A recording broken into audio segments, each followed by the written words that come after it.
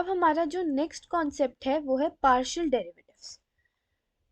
सबसे पहले हमने डेरिवेटिव ऑलरेडी हम पढ़ चुके हैं in class 12th for single variable. तो हम पहले उसको रिवाइज कर लेते हैं कि हम डेरिवेटिव किसे कहते थे। एक फंक्शन का डेरिवेटिव होता था एक फंक्शन का कि हम ये जो फंक्शन है वो किस तरह से चेंज कर रहा है। अगर हम x को चेंज करें, अगर हम x को चेंज करें तो ये फंक्शन की वैल्यू किस तरीके से चेंज कर रही है, इसको हम उस फंक्शन के डेरिवेटिव से चेक करते थे। अब हम यहाँ पर एक नया कॉन्सेप्ट पढ़ेंगे जो कि है पार्शियल डेरिवेटिव्स।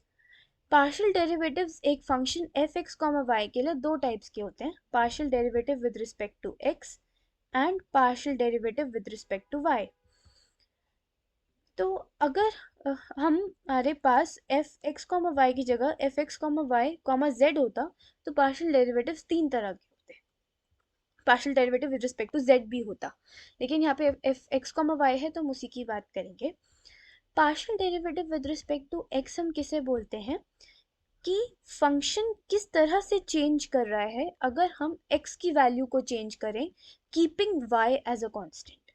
हम ये मान के चल रहे हैं कि हम की y जो है वो कांस्टेंट है, सिर्फ जो फंक्शन में वेरिएबल है वो x है। तो इसे हम बोलते हैं partial derivative with respect to y with respect to x, sorry. तो बेसिकली हम कर क्या रहे हैं कि हम फंक्शन का डेरिवेटिव निकाल रहे हैं x के रिस्पेक्ट में और हम मान रहे हैं कि y कांस्टेंट है, y को हम एज अ कांस्टेंट ट्रीट कर रहे हैं। इसको हम डिनोट करते हैं by del f x comma y by del x. And similarly partial derivative with respect to y होता है, इसको हम डिनोट करते हैं del f x comma y by del y से।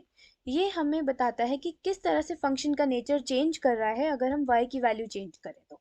मतलब बेसिकली फंक्शन का हम डेरिवेटिव ले रहे हैं with respect to y keeping x as a constant.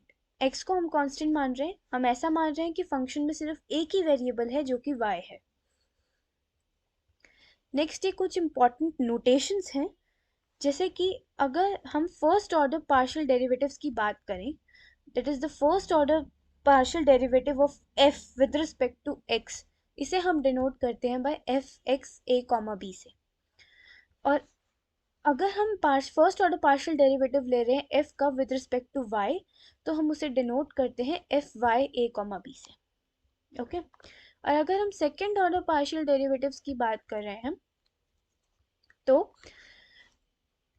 हम सबसे पहले सेकेंड ऑर्डर, इसको हम कैसे बोलेंगे, second order partial derivative of f with respect to x, this is del square f by del x square. हम सबसे पहले फंक्शन को x के रिस्पेक्ट में डिफरेंशिएट करेंगे और उसके बाद जो आंसर आएगा पार्शियल डिफरेंशिएट करेंगे, सॉरी, और फिर जो उसका आंसर आएगा उसको हम फिर से उसका पार्शियल डेरिवेटिव लेंगे x के रिस्पेक्ट में, इसलिए हम इसे ऐसे लिखते हैं एफ एक्स एक्स को। और अगर हम ये वाला देख रहे हैं तो इसमें हम सबसे पहले फंक्शन का डेरिवेटिव लेंगे, पार्शियल डेरिवेटिव लेंगे विद रिस्पेक्ट टू x, और उसका जो आंसर आएगा उसको हम पार्शियल डेरिवेट करेंगे विद रिस्पेक्ट टू y। पहले x के रिस्पेक्ट में फिर y के रिस्पेक्ट में, तो इसलिए सबसे पहले x आएगा फिर y आएगा, एफ एक्स वाई। थर्ड में हम सबसे पहले फंक्शन का पार्शियल डेरिवेटिव ले रहे हैं y के रिस्पेक्ट में और फिर उसका पार्शियल डेरिवेटिव ले रहे हैं x के रिस्पेक्ट में, तो इससे सबसे पहले y आएगा फिर x आएगा, एफ वाई एक्स। और ये तो इसी की तरह ही है कि सबसे पहले हम फंक्शन को y के रिस्पेक्ट में डिफरेंशिएट करें और फिर दोबारा y के रिस्पेक्ट में डिफरेंशिएट करें, तो एफ वाई वाई। ये इंपॉर्टेंट नोटेशंस है, हमें इतना बड़ा ये ना लिखना पड़े डेल की फॉर्म में, इसलिए हम इन शॉर्ट नोटेशंस को यूज करते हैं। जो नेक्स्ट कॉन्सेप्ट है हमारा वो है क्लेरॉथ्स थ्योरम और इक्वालिटी ऑफ मिक्स्ड पार्शियल्स थ्योरम। ये थ्योरम क्या कहता है कि जो हमारे पास दोनों तरह के पार्शियल डेरिवेटिव्स हैं एफ एक्स वाई और एफ वाई एक्स, इन दोनों की वैल्यू इक्वल होगी अगर ये दोनों फंक्शंस उस पॉइंट पे डिफाइंड हो और कॉन्टिन्यूस हो। मतलब एक पर्टिकुलर पॉइंट पे दोनों तरह के डेरिवेटिव्स की वैल्यू सेम होगी अगर उस पॉइंट पे फंक्शन डिफाइंड हो और कॉन्टिन्यूस हो। जैसे ये हमारे पास एक एग्जाम्पल है, इसमें हमको एक function f x comma y निकालना है जो कि ये दोनों कंडीशन सेटिस्फाई करे। मतलब अगर हम उसका फर्स्ट ऑर्डर पार्शियल डेरिवेटिव ले एक्स के रिस्पेक्ट में तो हमारे पास वैल्यू साइन वाई आए, और अगर फर्स्ट ऑर्डर पार्शियल डेरिवेटिव ले हम वाई के रिस्पेक्ट में तो हमारे पास कॉस एक्स आए। तो अगर ऐसा कोई फंक्शन एग्जिस्ट करता होगा तो वो क्लेरॉट्स थ्योरम को सेटिस्फाई करता होगा। तो हम देख लेते हैं कि वो क्लेरॉट्स थ्योरम सेटिस्फाई करता है या नहीं। सबसे पहले हम एफ एक्स वाई निकालेंगे। तो इसके लिए हमें जो x के रिस्पेक्ट में जो पार्शियल डेरिवेटिव है उसको हम दोबारा उसका पार्शियल डेरिवेटिव लेंगे y के रिस्पेक्ट में। तो this is del by del y of sine y, जो कि आएगा cos y। और अब नेक्स्ट हम क्या निकालेंगे, एफ वाई एक्स निकालेंगे। तो उसके लिए हम del by del x of cos x लेंगे, जिसके लिए जिससे हमारे पास आएगा माइनस साइन x। अब ये दोनों वैल्यूज तो सेम नहीं है, तो यानी ये क्लेरॉट्स थ्योरम को वायलेट कर रहा है, तो इसलिए ऐसा कोई भी फंक्शन एग्जिस्ट नहीं करता। क्योंकि अगर ऐसा कोई फंक्शन एग्जिस्ट करता होता तो वह क्लेरॉट्स थ्योरम को सेटिस्फाई करता होता। नेक्स्ट हमारे पास एक और एग्जाम्पल है जिसमें हमें सारे फर्स्ट ऑर्डर पार्शियल डेरिवेटिव्स निकालने हैं। First order partial derivatives means F x और एफ वाई निकालना है। तो ये हमारे पास फंक्शन है, इसको हमें सबसे पहले पार्शियल डेरिवेटिव इसका हमें लेना है एक्स के रिस्पेक्ट में, del by del x of e raise to the power x y sine Y. तो इसमें अगर हम x के रिस्पेक्ट में पार्शियल डेरिवेटिव ले रहे हैं तो हम y को तो कांस्टेंट मानेंगे, तो साइन y हमारे लिए एक कांस्टेंट है और इधर भी y कांस्टेंट है। तो अगर हम इसका डेरिवेटिव लेंगे तो ये y इधर आ जाएगा, क्योंकि पहले हम एक्स वाई का डेरिवेटिव लेंगे और e raise to the power x y sine y as it is, क्योंकि वो कांस्टेंट है। एंड सिमिलरली अगर हम इसका पार्शियल डेरिवेटिव ले रहे हैं विद रिस्पेक्ट टू y, तो हम फिर से चेन रूल अप्लाई करेंगे। हम x को कांस्टेंट मानेंगे और हम क्या करेंगे, इसे y के रिस्पेक्ट में डिफरेंशिएट करेंगे। तो इधर हमारे पास y वाली दो टर्म्स है, तो हम इधर चेन रूल अप्लाई करेंगे। पहले हम इसको कांस्टेंट मानकर इसका डेरिवेटिव लेंगे। तो e रेज पर एक्स वाई का derivative e raise to the power x y into x होगा, क्योंकि यहाँ पे y कांस्टेंट है, साइन y और plus e raise to the power x y और साइन y का डेरिवेटिव cos y।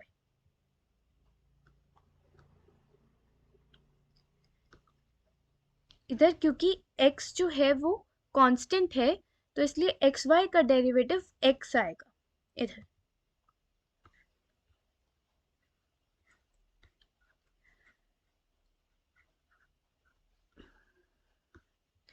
अब हमें सारे सेकंड ऑर्डर पार्शियल डेरिवेटिव्स निकालने। सेकंड ऑर्डर पार्शियल डेरिवेटिव्स चार तरह के हो सकते हैं, f x x, f x y, F y x या एफ वाई वाई इस फंक्शन के लिए। तो सबसे पहले तो हमारे पास जो फर्स्ट ऑर्डर पार्शियल डेरिवेटिव्स हैं ये इंपॉर्टेंट है। अब अगर हम एफ एक्स एक्स निकाल रहे हैं तो हम पहले जो हमारे पास आंसर आया फर्स्ट ऑर्डर पार्शियल डेरिवेटिव का उसी को हम दोबारा से उसका फर्स्ट ऑर्डर पार्शियल डेरिवेटिव ले लेंगे x के रिस्पेक्ट में।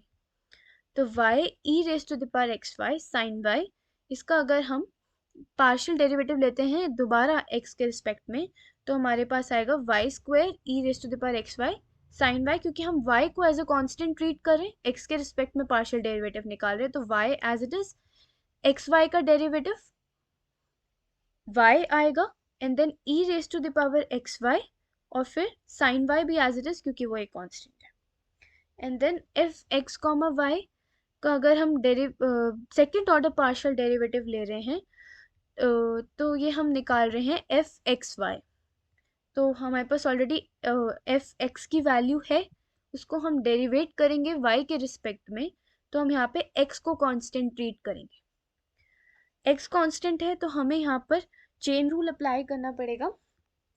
सबसे पहले हम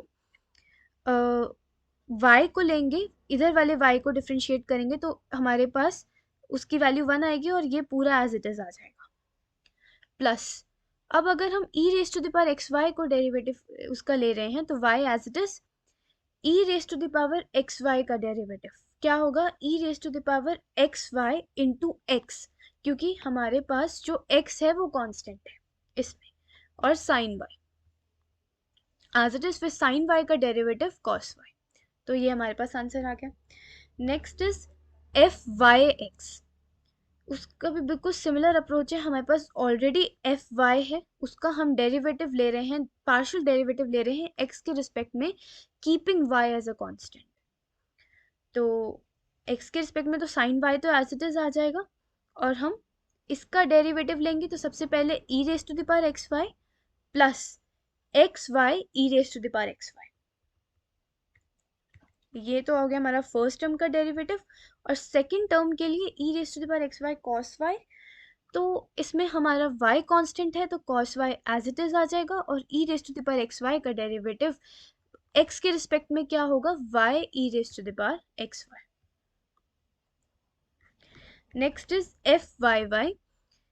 एफ वाई वाई निकालने के लिए हम ऑलरेडी जो हमारे पास एफ वाई है उसको हम दोबारा उसका पार्शियल डेरिवेटिव ले लेंगे y के रिस्पेक्ट में, और x को हम कांस्टेंट मानेंगे।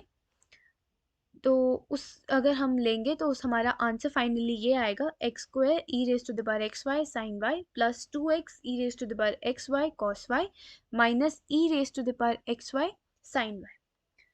So with this we complete our partial derivatives, and I hope you liked my video.